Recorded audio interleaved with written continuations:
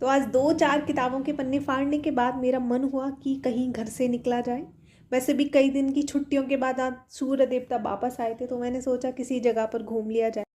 तो मैंने अपना झोला बिस्तर लिया और निकल पड़ती हूँ एक पास की ही सुनी सुनाई जगह पर, जिसका नाम है निरंकारी सरोवर पार्क। वैसे मैं यहाँ पे काफ़ी टाइम से रह रही हूँ, स्टिल मैंने नहीं देखा था कि मेरे ही बराबर में इतना ब्यूटीफुल हिडन प्लेस है, जिसकी सुंदरता आप आगे वीडियो में देखेंगे। तो मेरी आकांक्षाओं से परे इसका भव्य द्वार देखकर ही चश्मा फोड़कर आंखें बाहर आती। इससे पहले ही मैं अपना असला बारूद के साथ छिपते छिपाते एंट्री कर लेती हूँ पार्क के अंदर। यह पार्क आपको बुरारी क्रॉसिंग के पास देखने को मिल जाएगा। अगर आप ही जाना चाहते हैं तो अपना नियरेस्ट मेट्रो स्टेशन पकड़िए। आप या तो जीटीबी मेट्रो पर या फिर आप मजलिस मेट्रो स्टेशन पर उतर सकते हैं। उसके बाद आप एक ऑटो पकड़ के सीधा यहाँ पर आ सकते हैं। तो इस पार्क में आकर आप एक अच्छी शाम, सुबह, दोपहर बिता सकते हैं। कृपया कोई भी कपल यहाँ पर ना आए, क्योंकि शांति की जगह अशांति को साथ लेकर नहीं जाते हैं। और अगर यहाँ पर आप कोई भी हरकत करते हुए पाए जाते हैं तो आपको शारीरिक यातना भी मिल सकती है। और साथ ही यहाँ पर कोई भी एंट्री फीस नहीं। तो मैं जैसे ही एंटर करती हूँ, मेरे समझ में नहीं आ रहा है कि मैं सीधे जाऊँ या फिर राइट में जाऊँ। काफ़ी तरफ रास्ते निकले हुए थे, तो मैं बिना देर करे सीधे अपने नाक की सीधी रास्ते में निकलने लगती हूँ।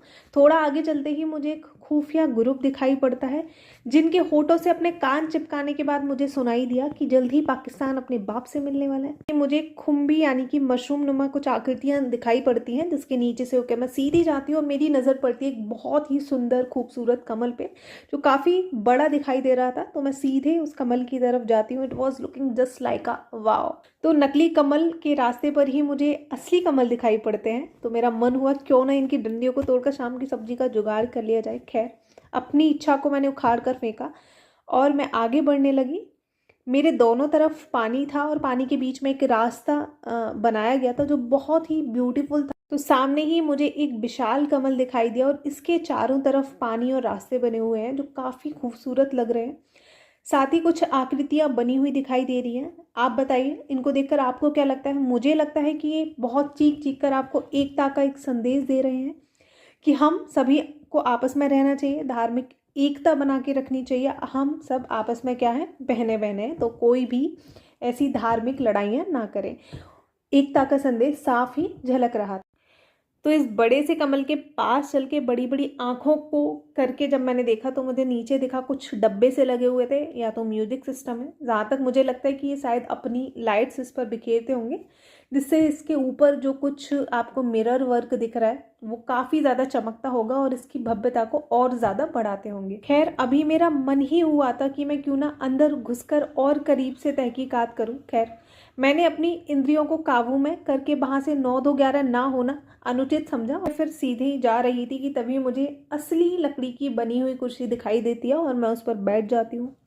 जैसे ही मैं बैठी, तभी मेरी ओवर थिंकिंग चीख चीख कर कहने लगी, उठ जा बहन, कहीं पता चला तेरा फ़ोन पीछे पानी में गिरा और धंधा शुरू होने से पहले ही चौपट। तो पहली दफ़ा मैंने अपनी ओवर थिंकिंग को सुनने में ही अपनी भलाई समझी और मैं वहाँ से चलती बनी। खैर, फिर भी मैंने डरते डराते इस खूबसूरत कैमरे को कमल में कैद कर ही लिया। तो कमल के आसपास बने हुए एक रास्ते से मैं निकलती हूँ। थोड़ा सीधा चलने पर मुझे ये कुछ उल्टे पिलर्स दिखाई पड़ते, काफ़ी ब्यूटीफुल लग रहे थे।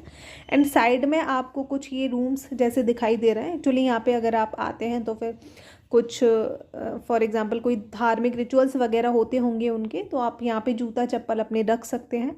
खैर, मेरे जूते चप्पल को तो अगर मैं सड़क पर फेंक दूँ, वो भी कोई उठा के ना ले जाए, तो कोई ज़रूरत नहीं थी यहाँ पे रखने की।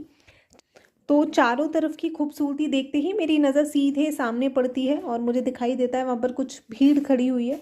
और पास में जब मैंने पूछताछ करी तो पता चला कि वहाँ पर कोई धार्मिक सरोवर है अंदर, जिसमें मात्र आपके पास एक तौलिया होना चाहिए और आप जाकर वहाँ पे स्नान कर सकते हैं। पहले तो मेरा मन हुआ, एक्चुअली मेरे पास सॉल था कि ठीक है मैं क्यों ना चली जाऊँ, बट बाद में मुझे एहसास हुआ कि अगर मेरे अंदर कुछ धार्मिक ऐसी भावना नहीं है, कोई मेरा बिलीव नहीं है, तो सिर्फ देखने के लिए नज़ारा मुझे नहीं जाना चाहिए। तो मैंने वहीं पे शांत किया खुद को और मैं नहीं गई। बाकी मैंने बाहर से कैप्चर करा, काफ़ी बड़ा सरोवर लगता है। अब अगर आप आए टावल लेकर के आप अंदर आराम से जा सकते हैं, बट वहाँ पे कोई भी कैमरा वगैरह आपको ले जाना ऐसा अलाउ नहीं है। तो मेरे अंदर का शरीफ इंसान जागा और मैंने ना जाने में ही अपनी भलाई समझी।